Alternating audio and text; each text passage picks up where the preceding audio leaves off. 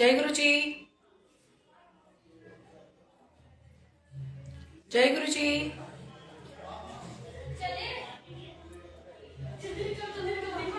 जय गुरु जी संगत जी। जय गुरु जी संगत जी। जय गुरु जी करके लिखिए, हेलो लिखिए। मैं मुझे लगे कुछ दिखाई नहीं दे रहा है। और मेरी वॉइस क्लियर है? अब वॉइस आ रही है मेरी? कुछ डिस्टर्ब हुआ था इसलिए मैंने दोबारा से ज्वाइन किया। मेरी वॉइस क्लियर है? आवाज आ रही है आप सबको? शोरगुल तो नहीं है क्योंकि बाहर सत्संग अभी कंप्लीट हुआ है तो लाइक बहुत सारे लोग हैं। मेरी आवाज आप सबको आ रही है संगत जी? प्रियंका जी प्लीज मुझे बता, मेरी वॉइस क्लियर है? निशा आंटी आप स्टार्ट करें। ओके। जय जय गुरु जी। शुक्राना गुरु जी। सभी संगत, मैं अपना सत्संग स्टार्ट करती हूँ।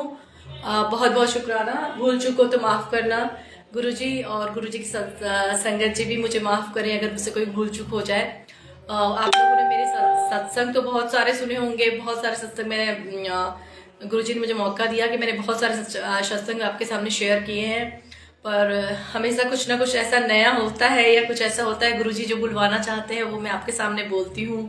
हमारे तो इतने ऐसे है ही नहीं कि हम कि गुरु जी के लिए हम कुछ अच्छा, मतलब गुरु जी के चरणों में या गुरु जी के लिए हम क्या बोल सकते हैं। गुरु जी की महिमा अपरंपार है, तो हम इस लायक नहीं है गुरु जी के गुणगान कर सके।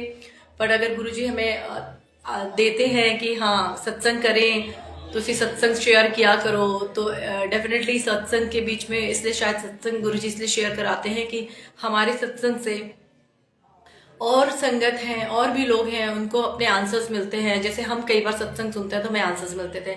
आज का मेरा सबसे रीसेंट वाला अभी एक सत्संग मैंने सुना, जो कि मैंने आंटी से कहा कि आप जब उनके यहाँ जब मैं आई हूँ आज सत्संग से, तो मैं सत्संग में उन आंटी का मैंने सत्संग जब सुना तो मुझे बहुत अच्छा लगा। जय गुरु जी।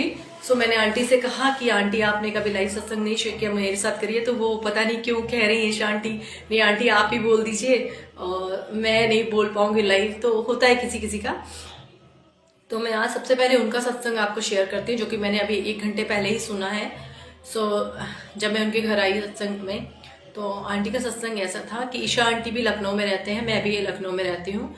तो अभी आंटी ने मुझे बताया कि मेरा भी ऐसे था कि 31 को गुरु जी के जाना है, बड़े मंदिर जाना है। पिछले साल गई थी, नहीं पिछले से पिछले साल गई थी, और लास्ट ईयर 31 पे नहीं जाके 1 जनवरी को गई। ये मेरा मानना है और काफी संगत लोगों का मानना है कि अगर हम साल के पहले दिन अपनी लाइफ की जर्नी गुरु जी के महाराज के मंदिर से स्टार्ट करें तो शायद हमारा पूरा साल अच्छा जाए, गुरु जी की ब्लेसिंग्स मिले।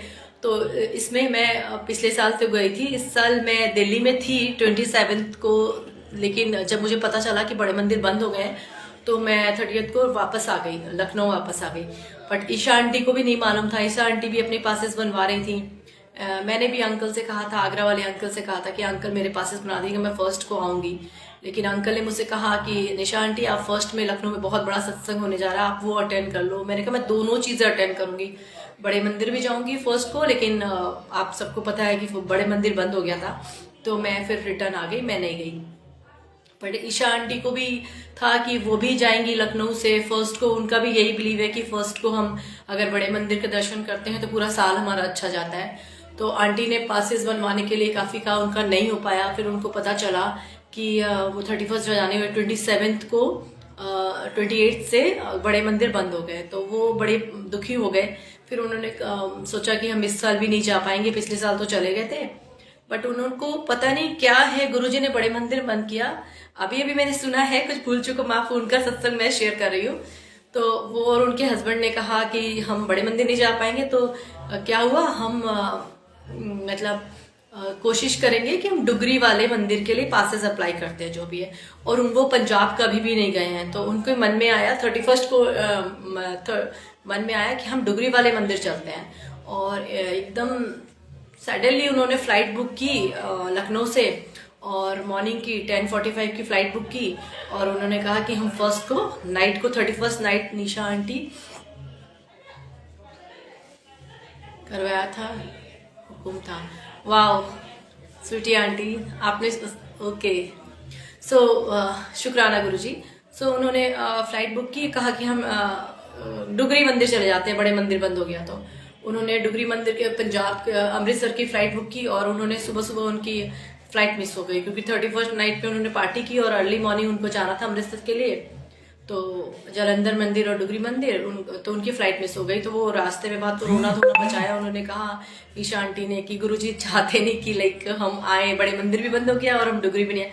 फिर वापस घर आ गए। घर आने के बाद उनको एक फ्लाइट मिली तो वो लोग किसी तरह से वो फ्लाइट पकड़ी चंडीगढ़ की और वो तुरंत चले गए वहां पे चंडीगढ़। वहां से उनको कुछ पता नहीं था। उन्होंने पूछा जालंधर मंदिर कहाँ पे है, जालंधर पहुंच गए, बाई रोड बुक किया, उनको जाना। गुरुजी ने बुलाना था तो फर्स्ट को किसी तरह से डुगरी मंदिर वो पहुंच गए। तो वो बहुत खुश हुई कि अगर हमारा बड़े मंदिर बंद था लेकिन एटलीस्ट डुगरी मंदिर गुरुजी ने हमें दर्शन दिए और हमें ब्लेस किया और हमें प्रसाद दिया साल के पहले दिन। बहुत खुश हुए। लेकिन इसके पीछे उन्होंने एक बात बताई हमें अभी कि गुरुजी कैसे मतलब कैसे चमत्कार करते हैं कि उनको डुगरी मंदिर क्यों बुलाया। मतलब उनको बड़े मंदिर नहीं बुलाया, बड़े मंदिर बंद हो गया, लेकिन डुगरी मंदिर क्यों बुलाया, इसके पीछे गुरुजी का कुछ ना कुछ था। हुआ क्या कि आंटी ने मुझे ये अभी बताया, शेयर किया कि उनके जो हस्बैंड हैं आकाश, उनके सर पे पीछे में यहाँ पे एक छोटा सा मटर दाने जैसा ट्यूमर जैसा था। तो वो बहुत इग्नोर करते थे। तो कहते थे अब दिखाएंगे। तो वो कानपुर में, लखनऊ के पास कानपुर है, कानपुर में एक फैमिली डॉक्टर थे, काफी एजेड है, उन्हीं को वो दिखाते थे। उनको मतलब उनसे वो जो भी कोई ट्रीटमेंट कराते थे तो वो अंकल उनके लिए अच्छे थे। मतलब जो भी ऑपरेशन वगैरह कराना है तो उनकी वाइफ का भी हाथ में कुछ हो तो वो अंकल पे पूरा यकीन था उनको। तब जब उनको ऐसा लगने लगा कि मेरा ट्यूमर बढ़ रहा है तो उनकी वाइफ ने कहा कि चलो डॉक्टर को दिखा देते हैं। तो उन्होंने कानपुर फोन किया डॉक्टर को। तो उन्होंने कहा मैं तो जी डॉक्टर ने कहा मैं तो जी कानपुर छोड़ चुका हूँ और मैं तो चंडीगढ़ शिफ्ट हो गया। तो चंडीगढ़ शिफ्ट हो गया हूँ। तो वो बड़े परेशान हुए, वो तो चंडीगढ़ शिफ्ट हो गए। और लेकिन जब वो लोग डुगरी मंदिर गए, सडनली मंदिर के दर्शन करने के बाद उनको ध्यान आया कि वो वाले डॉक्टर जिनको हम दिखाते हैं उनको हम फोन करके देखते हैं, क्या पता वो हमें मिल जाए और हम अपना डॉक्टर को दिखा देते हैं कि क्या प्रॉब्लम है, क्या करना चाहिए। तो उन्होंने डॉक्टर को फ़ोन किया वहीं डुगरी मंदिर से, होटल बुक किया, मंदिर के बाद फ़ोन किया फर्स्ट को। तो डॉक्टर ने कहा कि मैं आउट ऑफ स्टेशन हूँ और मैं आपको 3rd की अपॉइंटमेंट देता हूँ, मैं चंडीगढ़ 3rd को आ जाऊँगा। तो वो 2nd को तो थे ही पंजाब में, तो वो 3rd को डॉक्टर से अपॉइंटमेंट लिया और चले गए। लकीली वो जो डॉक्टर थे जो कानपुर में थे वो शिफ्ट होके चंडीगढ़ शिफ्ट हो गए थे। एंड इनको भी डुगरी गुरुजी ने इसलिए बुला लिया कि वो उनको कराना कुछ और था। जब डॉक्टर को दिखाया तो डॉक्टर ने कहा ये तो आपका सही टाइम पे आप आए हो, ये तो बहुत बढ़ गया है, आपको ऑपरेशन करा लेना चाहिए। तो वो दोनों हस्बैंड वाइफ अकेले थे, छोटा बेटा भी गया था, उसको होटल में छोड़ा। और गुरुजी का बोले जब यहाँ तक आए हैं, गुरुजी ने हम लोगों को बुला लिया है यहाँ के। गुरु हम पंजाब में किसी को जानते नहीं, बड़े मंदिर हम जानते नहीं, जालंधर मंदिर हम जानते नहीं, फिर भी बड़े मंदिर हम लोग को गुरुजी ने बुलाया है। तो इसके पीछे गुरुजी की ही कोई महिमा है। तो उन्होंने कहा नहीं ऐसे कैसे, फैमिली में और कोई नहीं, हम लोग कैसे ऑपरेशन करवा ले। तो उनकी वाइफ ने कहा, ईशा ने, कि डरो मत, गुरुजी की ब्लेसिंग है, गुरुजी ने इतनी दूर से बुलाया है तो इसी में गुरुजी की ही कुछ है। तो उन्होंने कहा ठीक है। उन्होंने मतलब ऑपरेशन करवाया और वो ठीक ठाक लखनऊ वापस आ गए। तो आज उन्होंने यही शेयर किया कि गुरुजी की मर्जी थी, जो उन्होंने प्लानिंग नहीं बनाई थी, प्लानिंग उन्होंने बड़े मंदिर की बनाई थी। और उनको सडनली दिमाग में आया कि चलो डुगरी चले जाते हैं, और वहाँ पे पासेस की जरूरत नहीं पड़ी, फ्लाइट उनकी मिस हो गई और फिर भी किसी तरह से फ्लाइट मिस की। मतलब गुरुजी का ये था, गुरुजी को पता है ना, हमें तो पता नहीं है कि हमारे शरीर में क्या हो रहा है, किस चीज की हमें प्रॉब्लम्स आ रही है, गुरुजी को सब पता है। तो वो इग्नोर कर रहे थे उनके हस्बैंड के, अभी करा लेंगे, डॉक्टर चले गए कानपुर से। बट गुरुजी को पता है कि हमारे बच्चे को कोई प्रॉब्लम आगे बढ़े उससे पहले इनको ऑपरेशन करा लेना चाहिए। तो उन्होंने उन्हीं डॉक्टर के पास भेजने के लिए उन्होंने पंजाब बुला लिया इनको, अपने मंदिर के दर्शन दिए, लंगर प्रसाद कराया और ऑपरेशन होके आज ठीक ठाक है। और आज उन्होंने अपने घर में सत्संग किया।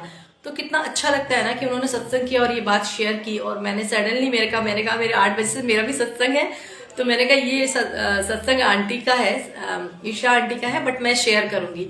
तो बोला तो मैंने उनको था, वो अभी है भी कि आप शेयर करो, तो किसी किसी को कैमरा कॉन्शियस होता है या वॉटेवर जो भी होता है। तो मुझे तो गुरुजी का सत्संग करने में बहुत मजा आता है। और संगत जी, इसी बहाने मुझे इतना बड़ा परिवार मिल गया है। लाइक मुझे हमेशा से एक बात का दुख रहता था कि मुझे मेरी फैमिली ये वो कोई प्यार नहीं करते, मुझे संगत लोगों का इतना प्यार मिलता है तो मैं बहुत खुश होती हूँ। सो मुझे एक और मौका मिला सत्संग करने का। Thank you so much Anil uncle, आपने हर महीने मुझे 12 तारीख को ये क्या कहते हैं, मतलब गुरुजी की आज्ञा मिली है कि मुझे मेरे जो कर्म कभी कभी लाइफ में खराब हो जाते हैं, तो गुरुजी ने मेरे कर्म काटने के लिए मुझे हर महीने 12 तारीख को आपके सामने सत्संग करने की अनुमति दी है। Thank you so much Guruji, I love you Guruji. So मैंने इससे पहले वाली सत्संग में आपको एक बात शेयर की थी कि इस वक्त मेरा जो समय चल रहा है वो बड़ा नींबू से, गुरुजी नींबू की तरह निचोड़ते नहीं है, वो वाला टाइम चल रहा है। लेकिन सीरियसली संगत जी, मैंने इस बीच में जब मैं काफी अपसेट भी थी और प्रॉब्लम थी, तो मुझे लगा लाइफ में प्रॉब्लम हमारी गुरुजी के रहते हुए आ रही है, तो बीच बीच में गुरुजी ऐसे सत्संग सुनाते हैं कि हम बेवजह लाइक परेशान हो जाते हैं और हम ये नहीं समझ पाते कि अगर हमारे साथ अच्छा हो रहा है तो वाह गुरुजी, वाह गुरुजी, जय गुरुजी, जय गुरुजी, और अगर हमारे साथ थोड़ा भी कुछ ऊपर नीचे हो जाता है तो मतलब हाय गुरुजी। फिर मैंने एक सत्संग सुना एक अंकल का, तो मैं एक दिन बहुत अपसेट थी और मैं ये सोच रही थी कि क्या हो रहा है, ऐसे क्यों इतना बुरा टाइम ऐसे चल रहा है। बुरा टाइम ऐसा कुछ नहीं होता है, थोड़ा थोड़ा अपना होता है, छोटी मोटी चीजों को हम बुरा टाइम समझ लेते हैं।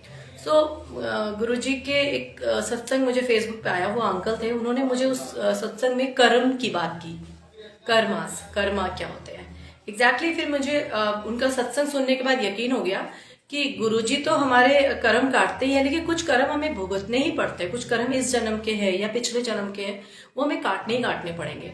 और हम जिसको बुरा वक्त समझ रहे हैं, जो चीज हमें ऐसा लग रहा है कि अभी हमारे पास कोई काम नहीं है, कुछ नहीं है, हम ये वापस डिप्रेशन में ना चले जाए, लेकिन इसके पीछे मतलब इतना गुरुजी ने इतना ज्यादा मुझे कूल कर दिया है कि मैं मतलब लाइक पहले तो होती तो इतना टेंशन में होती, लेकिन आजकल मैं ये सोचती हूँ कि जो हो रहा है, जो गुरुजी कर रहा है, जैसे गुरुजी कर रहे हैं, वो सब उनकी मर्जी के बिना कुछ भी नहीं होता है।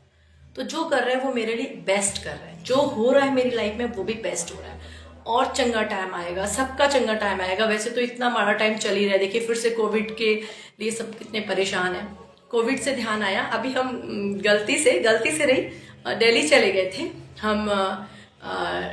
26 को हम दिल्ली चले गए। मेरी बेटी को क्राउनिंग करनी थी लास्ट ईयर की, वो मिष्टीन दीवा थी, तो इस साल उसको क्राउनिंग करने जाना था। तो मैं मना करी थी, इतना कोविड केसेस आ रहे हैं, नहीं जाएंगे।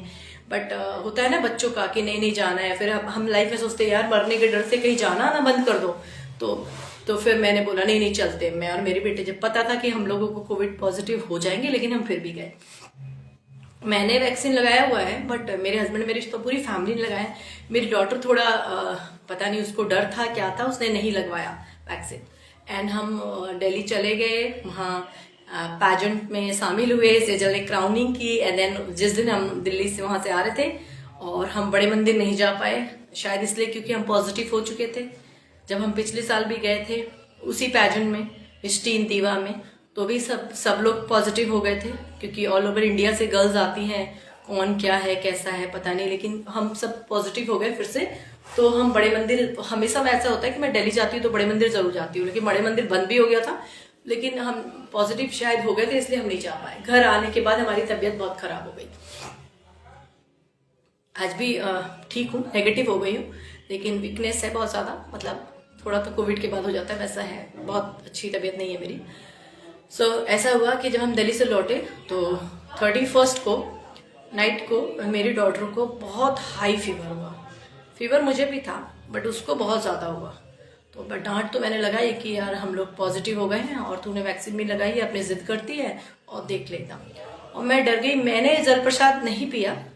जब बहुत तेज फीवर हुआ तो मैं एकदम से जल प्रसाद लाई, बोले मैं एंटीबायोटिक दो, मेडिसिन। मैं सबसे बड़ी मेडिसिन तो मेरे पास है, गुरुजी का जल प्रसाद। मैंने जैसे ही दिया, सिर्फ आप मानोगे नहीं गुरुजी, संगत जी, सेजल को सिर्फ एक दिन फीवर, कोविड में ऐसा तो नहीं होता है कि सिर्फ एक ही दिन फीवर आए, सिर्फ एक दिन फीवर आया। और जल प्रसाद मैंने जैसे ही उसको पिलाया, नेक्स्ट डे से लाइक उसको मतलब कोई ऐसा फीवर नहीं आया। मतलब गुरुजी कैसे संभालते हैं, कोविड में कितनी प्रॉब्लम्स लोग को हो जाती है, एडमिट होते हैं वो। तो गुरुजी ने हम लोगों को 2 बार पॉजिटिव किया, और मेरे को तो खैर पता ही नहीं चला, हल्का फुल्का ऐसा लगा, लेकिन मुझे तो पता ही नहीं पॉजिटिव होने के बाद भी। मैंने कहा गुरु, मैं बेफिक्र रहती हूँ, गुरु जी है तो कोई टेंशन ही नहीं है, कोविड आए कुछ भी आए कुछ नहीं होना। बट सेजल की तबीयत ज़्यादा खराब हुई थी, लेकिन वो भी गुरु जी की कृपा से वो भी अभी हम लोग बहुत अच्छे हैं, ठीक है। सो ये भी एक सत्संग बन गया कि गुरुजी का दवाइयों से पहले गुरुजी का जल प्रसाद पीजिए। और कई बार ऐसा होता है कि मैं देखती हूँ कई संगत मुझसे पूछती है कि आंटी जल प्रसाद कैसे बनता है। अंकल आंटी आप लोगों को बताएं, सबको वैसे तो पुरानी संगत तो सारी संगत को पता है जल प्रसाद बनता है गुरुजी के स्वरूप के पास आप जल प्रसाद रात भर रख दीजिए तो वो जल प्रसाद बन जाता है। और मैं तो हमेशा बड़े मंदिर से जो मैं कलेक्ट करके लाई थी, जितनी बार बड़े मंदिर गई हूँ बड़े मंदिर से ही जल प्रसाद लेके आई हूँ। वो जल प्रसाद को बढ़ा देते हैं, मतलब मंदिर के सामने हम गुरुजी के पास जो जल प्रसाद रखते हैं तो बड़े वाला मंदिर वाला थोड़ा थोड़ा उसमें डालते जाते हैं और वो जल प्रसाद बढ़ता जाता है। तो जब भी लाइफ में कोई प्रॉब्लम हो, आपके आस पड़ोस घर में कहीं भी किसी को भी कोरोना से बहुत ज़्यादा प्रॉब्लम हो तो आप प्लीज़ जल प्रसाद दीजिए, वो मेडिसिन का काम करेगा। गुरुजी की कृपा से बहुत लोग मेरे हिसाब से ठीक हुए हैं और अच्छे हो जाएंगे। ये सब अपनी अपनी आस्था की बात है। सो गुरुजी की बहुत बहुत ब्लेसिंग्स रहती है हमारे ऊपर।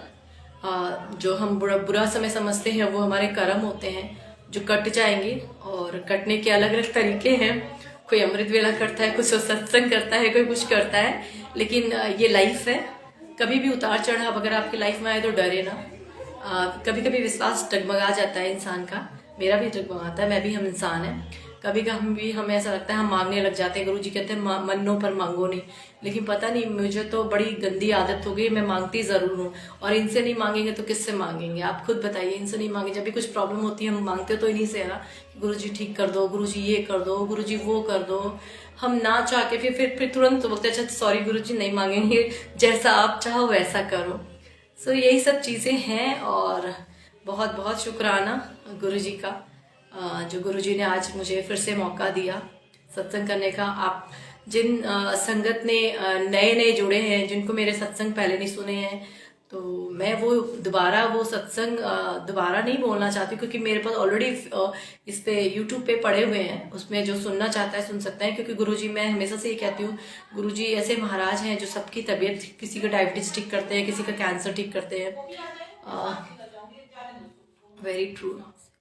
हाँ जी, मांगना नहीं चाहिए, लेकिन हम मांगे नहीं तो किससे मांगे। हाँ, एक बात का हमें इन पे विश्वास रखना चाहिए। जैसे हमारे पेरेंट्स होते हैं, हम लोग कभी हम अपने बच्चों के लिए क्या करते हैं, हम यही तो करते हैं कि अगर वो हमसे जिद करते हैं लाइक कि हमें ये चाहिए, हमें वो चाहिए, तो हमें पता होता है कि हमारे बच्चे के लिए क्या अच्छा है क्या बुरा है, तो हम उसे वो चीज़ नहीं देते हैं जो उसके लिए अच्छा नहीं होता है। एग्जैक्टली यही होता है ना, पेरेंट्स नहीं देते हैं। सो हमें गुरुजी पे या अपने भगवान, मैं गुरुजी गुरुजी इसलिए कह रही हूँ क्योंकि मैं गुरुजी को, अपने शिव जी को गुरुजी के रूप में देखती हूँ। कोई अपने भगवान को कृष्ण के रूप में देखता है, कोई बजरंग बली को, श्री राम में। अपनी अपनी आस्था की बात है। सो हम इसलिए भगवान, अपने भगवान से मांगना नहीं चाहिए, क्योंकि उनको सब पता है, उनको सब पता है कि हमारे लिए क्या अच्छा है क्या बुरा है। सो उनको जो देना होगा वो हमारे लिए अच्छा करेंगे। हमें लगेगा ये चीज़ हमें नहीं मिली, हम किसी कंपटीशन में गए और हम नहीं जीते, तो गुरुजी को पता है कि गुरुजी लाइक आपको क्यों ये चीज़ नहीं दे रहे हैं। हो सकता है वो चीज़ हमारे लिए अच्छी नहीं हो, हम तो गलत चीज़ों की जिद करते हैं ना, बच्चे करते हैं। इसीलिए जब से मैं गुरुजी की फॉलोअर्स बनी, और तब मेरी जिद करने की आदत बहुत गंदी थी। मैं जिद करती थी, लेकिन कि मुझे ये भी चाहिए। बचपन में मम्मी डैडी से करती थी, और बड़े होके भी जिद्दी टाइप की तो हुई, मतलब थी, हूँ नहीं। हाँ, जब तक गुरुजी से जुड़ी हूँ मैं बहुत सुधर गई हूँ। 2 साल पहले मैंने दिल्ली में सुना था, 2 साल पहले आपने क्या सुना था दिल्ली में 2 साल पहले? ओके, सो अब मैं समझने लगी हूँ कि हाँ, मैं जिद नहीं करती हूँ। गुरुजी को मुझे जो देना होगा वो बेस्ट देंगे, और जो चीज़ मेरे लिए अच्छी नहीं है, या संगत जी हम सब के लिए जो चीज़ अच्छी नहीं है वो गुरुजी नहीं देंगे। इसलिए गुरुजी से जिद मत करो, गुरुजी के चरणों में रहो, गुरुजी से एक ही चीज़ मांगो, गुरुजी चंगा वक्त हो माड़ा वक्त हो, अपने चरणों में हमें लगाए रखो बस। जब आप सत्संग सुनते हो और कोई ऐसा शब्द और ऐसी बाणी चलती है जिसकी वजह से आपकी आंखों में आंसू आते हैं, आज लिटरली मेरे आ रहे थे, और एक बहुत ही प्यारा शब्द चल रहा था ईशा के सत्संग में कि मतलब गुरुजी कर्म की बात तो चल रही थी, तो लिटरली अपनी आंखों में आंसू आ जाते हैं कि गुरुजी किस तरह से हमारे कर्म काटते हैं, और हमें पता नहीं होता है कि हम कहाँ क्या सही कर रहे हैं क्या गलत कर रहे हैं। और हम ब्लेम करते हैं अपनी लाइफ को कि हमारी लाइफ में सब कुछ दिया है और फिर भी हम ब्लेम करते हैं कि हमें ये नहीं है वो नहीं है। तो मैं सबसे पहले संगत जी को आज मेरा यही मैसेज है कि मंगो नहीं, और कुछ अपने कर्म है जो काटने पड़ते हैं। और जो अभी मेरा नींबू वाला टाइम जो गुरुजी निचोड़ रहे हैं, इसमें भी मैं अगर मेरी चेहरे की स्माइल बता रही है कि नींबू निचोड़ रहे हैं, उसके बाद मेरा और अच्छा टाइम आएगा। मेरी इस जॉब से बेटर जॉब या लाइफ में कुछ बहुत अच्छा करने वाली हूँ, शायद मैं बहुत अच्छा करने वाली हूँ, इसीलिए गुरुजी मुझसे चले। और वैसे भी इसमें तो रिलैक्स करने का टाइम है, लाइफ का कुछ नहीं पता चल रहा है कि जैसे फिर से कोविड आया है। तो मैं तो कह रही हूँ टेंशन को फेंक दो सब लोग, गुरुजी का नाम लो, कूल हो जाओ, ऐश करो। फिर से अगर लॉकडाउन भी लगता है, ऐश करो, गुरुजी का नाम लो और अपने आप को जल प्रसाद रखो। और टाइम मिले तो सत्संग सुनो, सत्संग करो, भजन सुनो गुरुजी के, अपने दिल की इच्छाएं सब गुरुजी आपकी पूरी करेंगे। और मैं क्या बोलूँ, हाँ मैं यही कहने वाली थी, जिन्होंने मेरा सत्संग पहले नहीं सुना है तो मैं वही कहने वाली थी कि मेरे सत्संग में सबसे बड़ी बात है कि लोगों दी बीमारियां गुरुजी ने ठीक की है। लोगों ने कैंसर जैसी बीमारियां भी गुरुजी ने ठीक करी है। मेरा तो गुरुजी ने दिमाग ही ठीक करा है। मैं डिप्रेशन पेशेंट थी, मुझे लाइफ में जीने का कुछ खास इंटरेस्ट था नहीं। मेरे को लाइफ में ऐसा लगता था कि कोई फैमिली रिश्तेदार सब, मतलब बहुत मेरे पुराने सत्संग में है मेरी स्टोरीज। सो मेरे को कभी भी नहीं लगता था, लेकिन जब से गुरुजी मेरे लाइफ में आए हैं तो मेरा तो उन्होंने दिमाग ठीक किया है। और जब आपका दिमाग ही ठीक हो जाता है तो आपको गुस्सा भी आना बंद होता है, धीरे धीरे चीज़ों को आप समझने लगते हो। तो आप जरूर संगत जी, मैं भी बहुत जिद्दी थी जी, मैं भी बहुत जिद्दी थी। मुझे ऐसा लगता है मेरा इतना लंबा टाइम जो था, अगर गुरुजी मुझे बचपन में मिल गए होते तो मेरी जिंदगी कुछ और होती। खैर, जब जिसको गुरुजी ने जितने कर्म काटने थे उसके बाद मिली हूँ, जब भी मिली हूँ तो अब गुरुजी को पकड़ के रखना है, गुरुजी को छोड़ना नहीं है। जिस भी संगत को ये मौका मिला है कि आप गुरुजी को पकड़ लो, फिर गुरुजी को जाने मत दो। गुरुजी से बस एक बात कह दो कि आप मेरा हाथ पकड़ लो और अपना हाथ मत पकड़ो। आप गुरुजी को बोलो कि आप मेरा हाथ पकड़ लो। मैं भी गुरुजी से कहती हूँ, हम बहुत दुष्ट बच्चे हैं, हम अपना हाथ छुड़ा लेंगे कभी ना कभी, हमारा दिमाग कभी ना कभी फिर खराब हो जाएगा। प्लीज़ आप हमारा हाथ पकड़ लो और गुरुजी ऐसे ही मेरा हाथ पकड़े रहो और सबका कल्याण करो गुरुजी, और सबको इस महामारी, इस कोरोना से बचाओ। और क्या बोलूँ। और अब मैं जल्दी से आज लंबा सत्संग नहीं करूँगी क्योंकि मुझे यहाँ से अपने घर भी जाना है, और मैं सत्संग की वजह से ही आंटी के घर में रुक गई। मैंने कहा आंटी के घर में, और हाँ, ओम नमः शिवाय, शिवजी सदा सहाय, ओम नमः शिवाय, गुरुजी सदा सहाय। जय गुरुजी, शुक्राना गुरुजी, थैंक यू सो मच संगत जी, जो आप लोग ने मुझे सुना। Thank you so much. कोई भी भूल चूक हो गई हो तो प्लीज़ माफ़ करें। और Anil uncle, thank you so much. Anil uncle ने मुझसे कहा है ना, अनिल अंकल ने कहा है, लेकिन गुरुजी का आदेश है कि हर 12 तारीख को मुझे आके लाइव अंकल के पेज पे आना है, सत्संग करना है। तो छोटे छोटे सत्संग किया करूँगी, अपने नए नए एक्सपीरियंस शेयर करूँगी और आपके सामने ज़रूर आऊँगी और अपने कर्म कटवाऊँगी। और धीरे धीरे मैं अपनी लाइफ के बारे में आपको बताती जाऊँगी कि गुरुजी मेरे साथ क्या कर रहे हैं, गुरुजी मेरे साथ कितना चंगा कर रहे हैं, क्या कर रहे हैं। तो किसी भी तरह के, जय गुरुजी, शुक्राना गुरुजी, जय गुरुजी,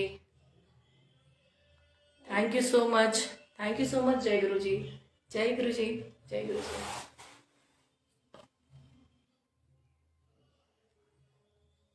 जी, मैं कानपुर से नहीं हूँ। नहीं आंटी, मैं लखनऊ से हूँ। मैं लखनऊ में रहती हूँ, लखनऊ से हूँ। ये मैंने सत्संग एक शेयर किया था, जो जिस आंटी के घर में मैं सत्संग में आई हूँ अभी, उन आंटी के डॉक्टर थे कानपुर के। मैं कानपुर से नहीं हूँ, मैं लखनऊ से हूँ।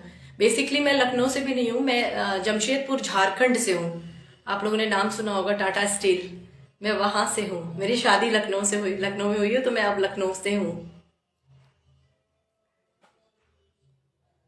कुछ और कोई पूछना चाहता है या मैं अपना सत्संग खत्म करूं? आज्ञा लूं आप सबसे। जय गुरु जी,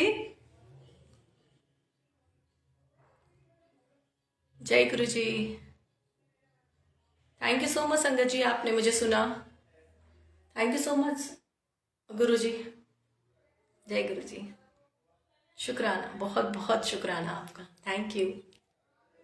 जय गुरु जी।